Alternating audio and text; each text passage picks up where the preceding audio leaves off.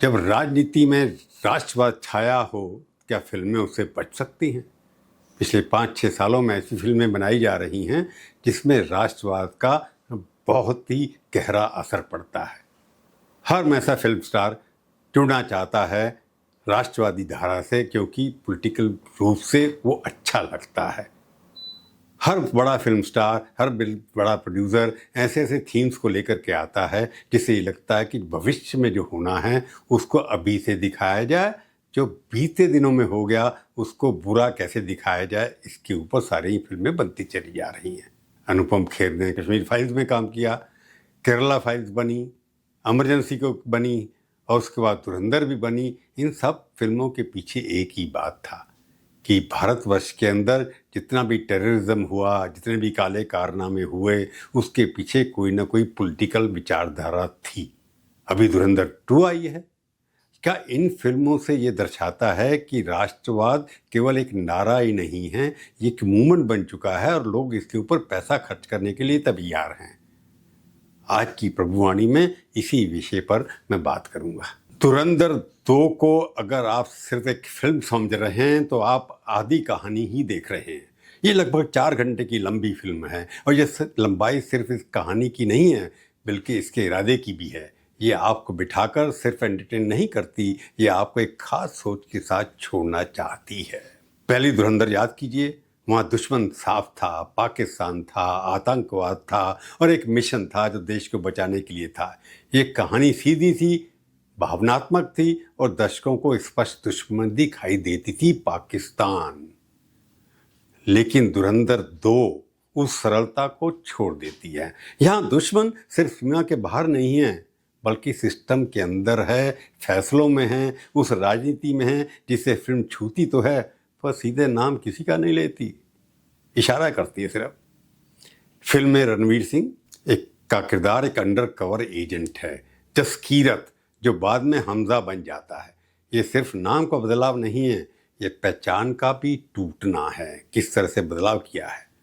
रणवीर सिंह इस किरदार में सिर्फ एक्टिंग नहीं करते, वो उसमें घुल जाते हैं। उनके चेहरे पर जो ठहराव है, उनकी आंखों में जो थकान है, वो इस फिल्म को सिर्फ एक थ्रिलर नहीं रहने देती, सच्चाई की तरफ ले जाने की कोशिश कर देती है। उनके सामने सिस्टम के भीतर का दिमाग खड़ा है, एक ऐसा किरदार जो सीधे नहीं बोलता लेकिन हर फैसला उसी का लगता है। बहुत लोग उसे अजीत डोल से जोड़ने की कोशिश भी करते हैं। और एक मजबूत राजनीतिक चेहरा, निर्णायक, सख्त, बड़े फैसले लेने वाला, जिसे लोग नरेंद्र मोदी की छवि के रूप में देखते हैं। फिल्म इन किरदारों का नाम नहीं देती लेकिन उनकी पहचान छुपाती भी नहीं है। रणवीर तो अलग एक्टर है, बाकी कैरेक्टर की उसके अंदर ये सब रोल जो मैंने बताया है वो करते हैं। अगर आप इस फिल्म की सिनेमाटोग्राफी पर ध्यान दें तो असली खेल वहाँ शुरू होता है। कैमरा कभी स्थिर नहीं रहता, हर फ्रेम में एक बेचैनी है। अंडर कवर ऑपरेशन वाले सीन डार्क ग्रे छाया से भरी हुए, फोटोग्राफी बहुत अच्छी है। वही जब सत्ता के सीन आते हैं, लाल, केसरिया, सुनहरे टोन, ये सिर्फ रंग नहीं है, एक भावना बताते हैं। तिरंगा का स्पष्ट नहीं दिखाते परंतु दिखाई देता है उसके अंदर। एक सीन में रणवीर सिंह जो भीड़ में खड़े हैं, कैमरा धीरे धीरे उनके चेहरे पर जूम करता है और बैकग्राउंड में राष्ट्र कैसा जैसा म्यूजिक लगता है। राष्ट्रगान तो नहीं है। आप उस पल में सिर्फ एक किरदार नहीं देखते रहे होंगे, आप एक प्रतीक देख रहे हैं नेशनलिज्म का, राष्ट्रवाद का। अब सबसे बड़ा सवाल, क्या फिल्म में असली फुटेज है? क्या मोदी के भाषण है? नहीं, कुछ सीन ऐसे करीब हैं कि आपको फर्क करना मुश्किल हो जाता है, परंतु मैसेजिंग बिल्कुल क्लियर है। जैसे नोटबंदी जैसा एक निर्णय, राष्ट्र को संबोधित करता हुआ एक नेता और भीड़ का रिएक्शन, ये सब आपको याद दिलाता है बिना सीधे दिखाए। और थिएटर में तो नारे लग गए, अखबारों में छपा है।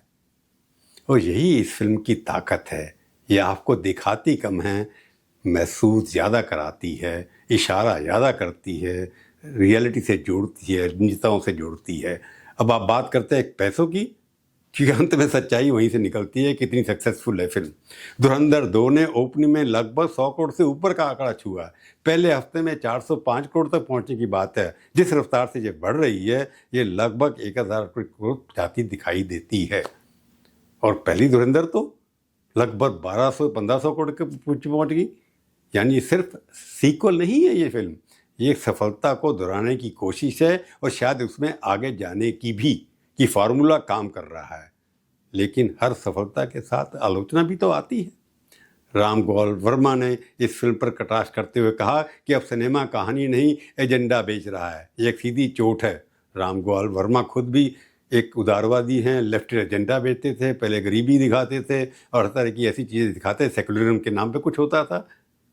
कुछ क्रिटिक्स ये भी कहते हैं ये फिल्म जटिल मुद्दों को बहुत आसानी बना देती है और फिर एक दिशा में मोड़ देती है, यानी कि सरकार की तरफ मोड़ देती है। लेकिन दूसरी तरफ दर्शक हैं जो थिएटर में बैठे हैं, ताली बजा रहे हैं, इस फिल्म को सुपर हिट बना रहे हैं। और ये पहली बार नहीं हुआ इस फिल्म के बारे में। इस तरह की फिल्म जैसे कश्मीर फाइल ने 400 करोड़ से ज़्यादा बनाया, केरला स्टोरी ने भी लगभग इतने पैसे बनाए, उरी सर्जिकल स्ट्राइक 240 करोड़ से ज़्यादा गई, इमरजेंसी ने भी पैसे बहुत बनाए। इसका मतलब क्या हुआ? कम बजट, बड़ा असर और उससे भी बड़ी कमाई। तो सवाल अब यह नहीं है कि धुरंधर 2 अच्छी है या बुरी है, सवाल ये है कि ये क्या कर रही है। पहले धुरंधर ने आपको गुस्सा दिया था, धुरंधर 2 इस तरीके से बनाई है जो आपको भरोसा देती है। पहली फिल्म ने कहा दुश्मन बाहर है, दूसरी कहती है सिस्टम पर भरोसा रखो, जो पहला सिस्टम था बहुत गड़बड़ था, ये सिस्टम अच्छा है। और यही बदलाव इसे ज़्यादातर ताकत बनाता है। तो अंत में सच्चाई सीधी है, राष्ट्रवाद अब सिर्फ एक भावना नहीं है, ये एक फार्मूला है। ये सिनेमा से लिखा जाता रहा है, ये किरदारों में दिख रहा है, ये फैशन है, ये बिकता है और बॉक्स ऑफिस पर बिक ही रहा है। धुरंधर ने 1000 से 1200 करोड़ से 1500 बनाया, धुरंधर उसी रास्ते पर दौड़ रही है। जब तक ये दौड़ जारी है सिनेमा बदलता रहेगा, क्योंकि आज के दौर में सबसे बड़ा स्टार कोई एक्टर नहीं है, ना रणवीर सिंह, ना कोई डायरेक्टर। सबसे बड़ा स्टार है राष्ट्रवाद, वही स्टार सबसे ज़्यादा बिक रहा है। पहले ऐसी फिल्में बनती थी जिसके अंदर गरीबी, लेफ्ट एजेंडा, सेकुलरिज्म, भाईवाह, इस तरह की चीज़ें दिखाई जाती थी या रोमांस ज़्यादा दिखाया जाता था। तो जो कुछ हुआ है पास्ट के अंदर, इंडिया के अंदर टेररिज्म कैसे बढ़ा, किस तरह दंगे बढ़े, वो सब छुपा दिए जाए थे, करप्शन छुपा दी जाती थी। वहाँ के पहले जो फिल्म स्टार्स हैं वो सारे के सारे सत्ता से हट करके लेफ्टिज्म, लिबरल, उदारवादी फिल्मों की तरफ जाते थे। परंतु आज के फिल्म स्टार विचारधारा से जुड़ रहे हैं, सैफरन से जुड़ रहे हैं, भगवान सोचने की कोशिश कर रहे हैं, राष्ट्रवाद सोचने की कोशिश करते हैं, क्योंकि उनके साथ न केवल उनको एक बहुत बड़ा हीरो बनने की सफलता मिलती है, साथ में पैसा भी बनता है। बदलाव आ रहा है, जारी है और कब तक चलेगा ये तो समय बिताएगा। आज की प्रभुवाणी केवल इतना ही, फिर मिलेंगे, किसी और विषय पर बात करेंगे। तब तक के लिए धन्यवाद। पर जाने से पहले फिर कह देता हूँ, मेरा वीडियो देखिए, सब्सक्राइब करिए, शेयर करिए, टिप्पणियाँ लिखिए, अच्छी बुरी खट्टी मीठी मैं पढ़ूंगा पर गुस्सा नहीं मानूंगा। जय हिंद।